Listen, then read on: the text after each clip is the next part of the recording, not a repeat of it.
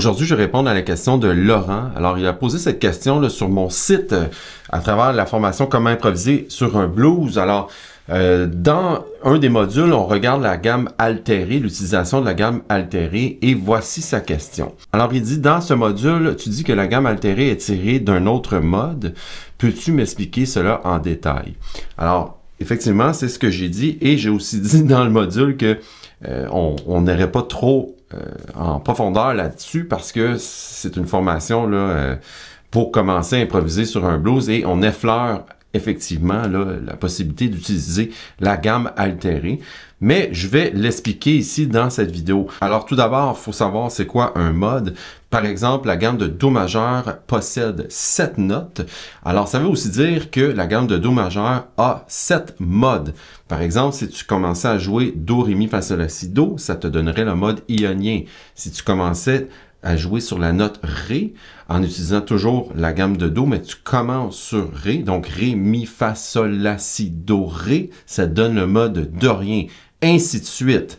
Alors, si on appliquait le même principe pour la gamme altérée, alors d'où vient cette gamme? Elle vient du 7e mode de la gamme mineure mélodique.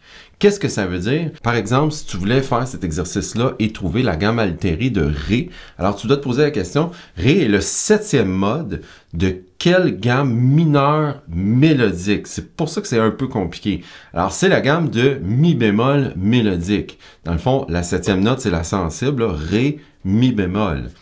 Je vais prendre mon nouvel ami ici, là, le soprano, pour te le montrer. Donc, je fais Mi bémol, Fa, Sol bémol, La bémol, Si bémol, Do, Ré et Mi bémol. Ça donne ça. Mi bémol mineur mélodique.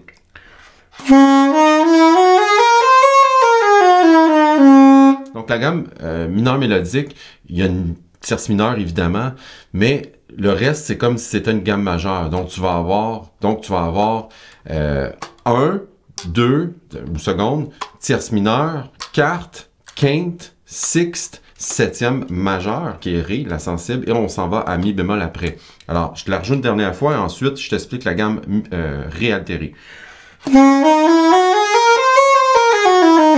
Donc, j'ai joué Mi bémol mineur mélodique, et le 7e mode, on l'a dit tantôt, c'est Ré. On part de Ré. Alors, si j'applique ces mêmes altérations, mais que je commence à jouer sur la note Ré, ça va me donner Ré, Mi bémol, Fa, Fa dièse ou Sol bémol, La bémol, Si bémol, Do et Ré. Et ça me donne la gamme de Ré altérée.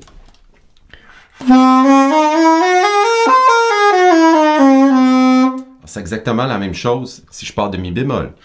Mais là, je pars de Ré.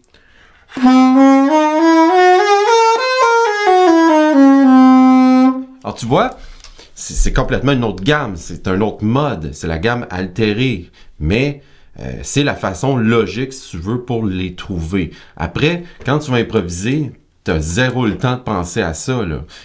Quand tu apprends, admettons, Ré altéré, parce qu'on a parlé aujourd'hui, tu apprends Ré altéré. Et tu aussi, si tu veux apprendre la fonction des notes par rapport aux accords, par exemple, le Ré, bon, c'est la tonique. Ensuite, le Mi bémol, ce sera la bémol 9. Ensuite, le Fa, ce sera la dièse 9.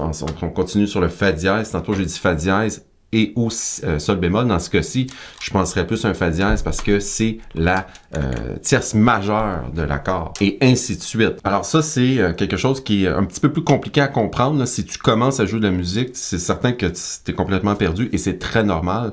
Ici, ça s'adresse plutôt là, à des gens qui vont être un peu plus avancés, intermédiaires au moins. Là. Pas nécessairement sur le saxophone, mais en musique, là, de bien comprendre. Donc, je t'invite à essayer ça en te souhaitant une bonne journée. Salut!